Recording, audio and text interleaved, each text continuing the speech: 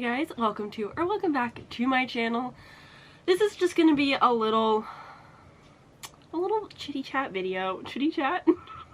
This is just gonna be a small chat video where we're gonna talk about the Goodreads Choice Awards, any thoughts that I have, any books that I think really missed the mark, who won. I did not do any okay, so I did initially have a video that I fully recorded going over the first round and the voting process, but my audio was not in sync with the video and I couldn't fix it. So that was super fun and cool. So now here we are. We're gonna talk about the final things. I voted in both rounds. I surprisingly read a lot and I can already see some of them and I'm a little bit surprised by the winners. So let's just chit chat, let's just talk. Let's get into it. So, for fiction, Yellowface by R.F. Kuang won. And I'm not surprised. R.F. Kuang, author of Babel, author of The Poppy Wars, consistently hits on every level. No one that I know of has really felt like they hate. I haven't heard a lot of negativity around R.F. Kuang. There's a few things here and there, but nothing wild, especially in comparison to other authors. So I'm not surprised. And compared to all of the other contestants, other nominees in this category, I'm not surprised because although I'm not personally a big literary fiction type of girly, I have not heard of majority of these. The only one that I actually knew of besides Yellowface was The Wishing Game by Meg Schaffer, which I haven't read. I've heard good things though. I believe it's more leaning magical realism, but that's the only one that's been on my radar. So I'm not at all surprised by R.F. Kuang taking the win in fiction. And I think that it's pretty accurate. I didn't love Yellowface as much as other people, but I can definitely see the audience and the love people have for it. Moving on to historical fiction, the winner, Wayward, by Amelia Hart. I read this. I actually read this because Goodreads, summer, June, July-ish, announced best books of the year so far. And this was on it and I read it for my reading vlog. I've also read Yellowface, so I did vote for both of these. So I'm not surprised. Wayward is a book that I had seen around a whole bunch, so I'm not really surprised by it winning because I know some of my friends really enjoyed it. It was not the book for me and I really didn't like it, but that was definitely my own personal taste. I'm not much of a historical fiction reader to begin with, but of the contenders, I'm not necessarily, again, I'm not surprised, but I had heard more of the other books in this category.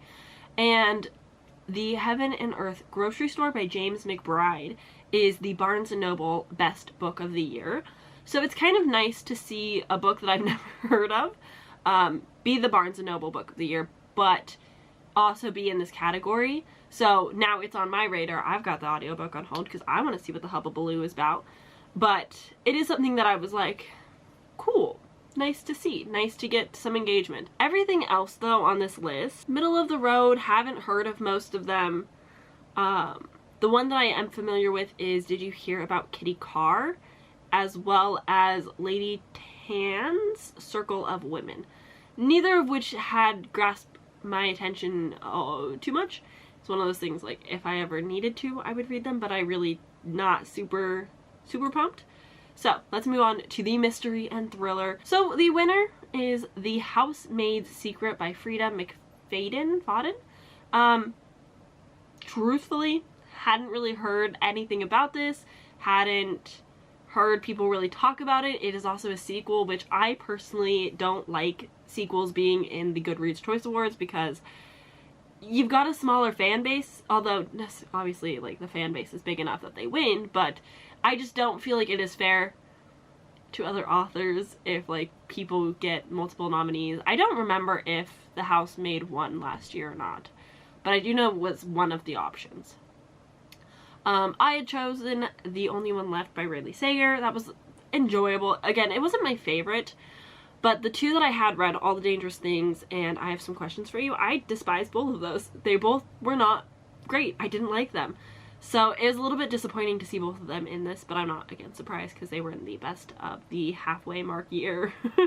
Ones currently on my TBR that I'm definitely wanting to get to would be The Villa and What Lies in the Woods. So those are the two that are like on my radar. Wish that I was able to read them prior to this happening and coming out, just so I could maybe have voted a little bit different. But I'm very excited to see people reading the mystery and thriller category. I'm hoping somebody does it at least, so that I can hear more about it. I was surprised that 2 books were not nominated to be on the contending list. One,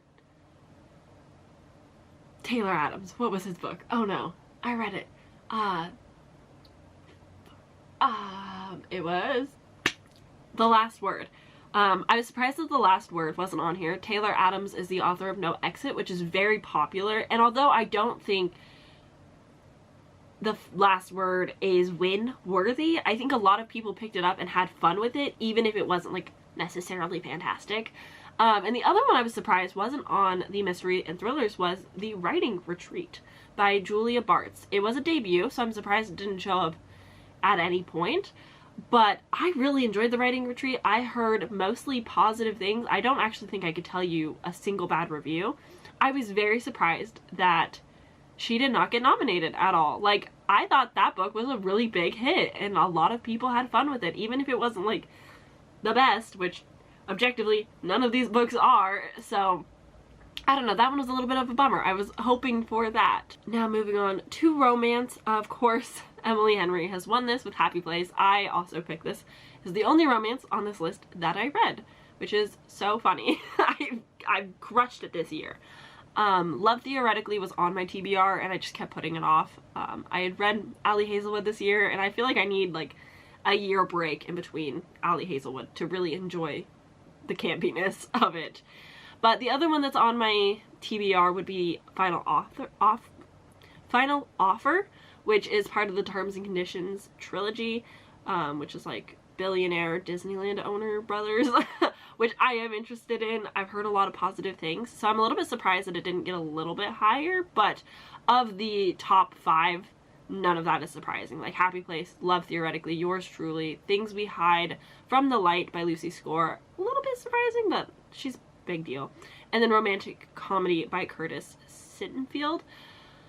The only other one on this list that even like really rings anything is the 7-Year Slip. I've heard a lot of people reading this and picking it up lately. I don't know if it's because of the Goodreads Choice Awards or if it's just like was a later release that got a lot of buzz. I'm not really sure, but I've seen it around a lot. I want to say that it has to do with time travel, which I think romance with sci-fi or fantastical elements just kind of get a little bit more exciting. So I do have it on my want to reads list, but not surprised. Alright, moving on to Romantasy. Winner of no surprise is Fourth Wing.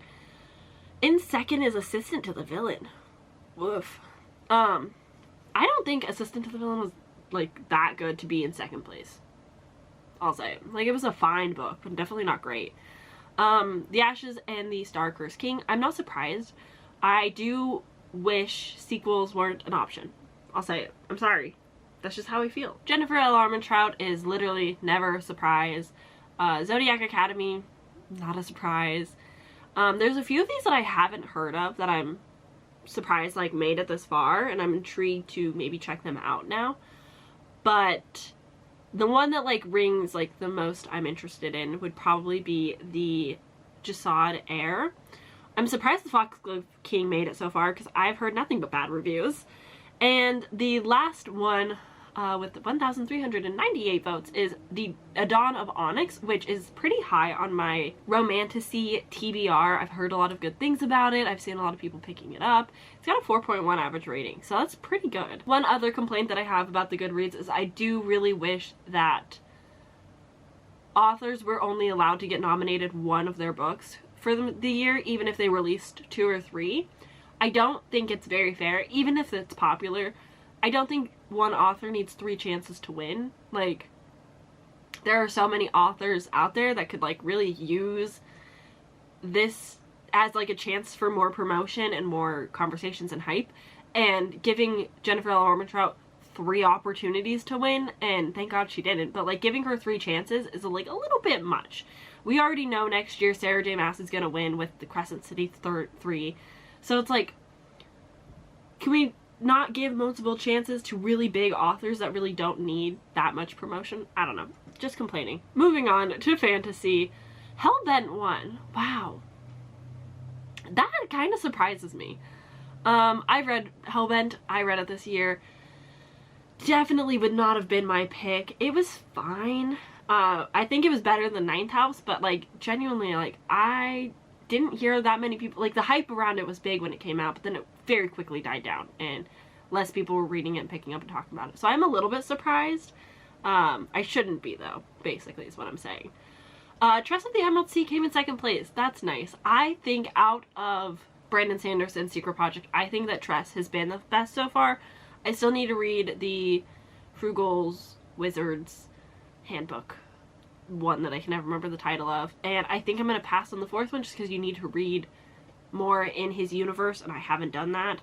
But I think Tress was like very well done. I think it's very approachable, it's very fun, very sweet, just very like kind of cozy fantasy, and so it's nice to see that. Everything else like pretty much makes sense. Encyclopedia of Fairies was like huge and I'm not surprised. I really was like down for either The Last Tale of a Flower Bride or The Adventures of Amina Al-Sarafi to win, just because I loved and adored both of those books so freaking much.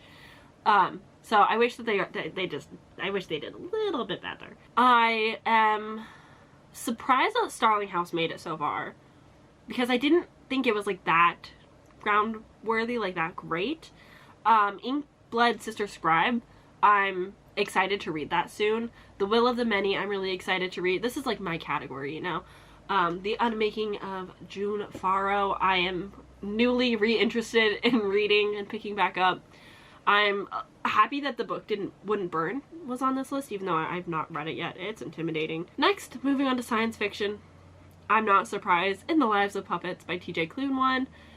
In 2nd, Lightbringer by Pierce Brown. Truly, if I had been able to read that in time, that probably would have been my vote. And then in the 3rd place is Starter Villain by John Scalzi. I own this book. I'm actually really excited. I saw somebody reading it and they were like, yeah, it's just like a kind of like a relaxing, silly time, and I'm so excited for it. If I had read this sooner, I probably would have voted for it, if we're being honest. I only voted for In the Lives of Puppets because it's the only one I had read. But, oh, I love that cover. I love that cat. No surprise to see a Martha Wells in the competition. I've heard a lot about The Deep Sky, and so, like, if you've read that, let me know what you think, if it was good. Some Desperate Glory I own and I have zero at all interest in. Sci-fi is just like not really my thing. But most of these I hadn't even really heard of until this competition. Best in Horror, I shouldn't be surprised, but I kind of am. Stephen King won with his book Holly. I haven't read this one. It is on my TBR. I don't know how to start with Stephen King. You know, like I'm working on it, but like what is a good place to start? Is it something like Holly that's newer and like maybe less problematic? Is it still problematic? I don't know. But I love this cover. I love I'm just like intrigued by it. I'm really happy to see How to Sell a Haunted House in 2nd place. I really love this. For my first Grady Hendrix, it was such a good time. I really adored it. Next we've got A House with Good Bones. Vampires of El Norte is not horror. And that really bothers me. Like, I understand that it is tagged as horror because marketing sucks, but it's not. It's not. Like, having some scary vampires in your book does not make it a horror. There's just a few thrilling elements of that. But it's really like a Western romance. And so, I just wish that we could market books properly sometimes. Anyway, Rouge by Mona Awad. This was kind of a flop year for horror for me. The September House is good. I do recommend it. I'm happy that it did so well. I'm pretty sure it's a debut. Silver Nitrate. Black Sheep is on my TBR. I voted personally for Mr. Magic because I really liked it. It's not something that I think is like the best objectively or anything, but I did have a lot of fun with it, and it has stuck with me. It is a book that I remember fondly and think about. Same with Hyde, really. I just really like her horror books. I'm sorry. I know they're not for everyone. They're definitely for me. I still need to read Don't Fear the Reaper. I'm waiting to hear some more reviews about The Reformatory. I think it's pretty good from what I've heard so far. I'm happy to see Monstrillo in this. I honestly wish that Monstrillo was a little bit higher for a debut. I think it was incredibly well written, even though I personally didn't like it. I think there's a big audience for it, and I think there's a lot of people that could like it, but it does lean a little bit more like literary than horror, which I can maybe see why less people are picking it up and liking it maybe. That's got a 4.17 average rating. That's pretty good. It's only got 5,000 ratings though, so that could be why. And in last place we've got Dead 11, which I'm okay with that. I didn't really love Dead 11. I think a lot of it maybe had gone over my head a bit. Moving on to young adult fantasy and science fiction, the winner was Divine Rivals.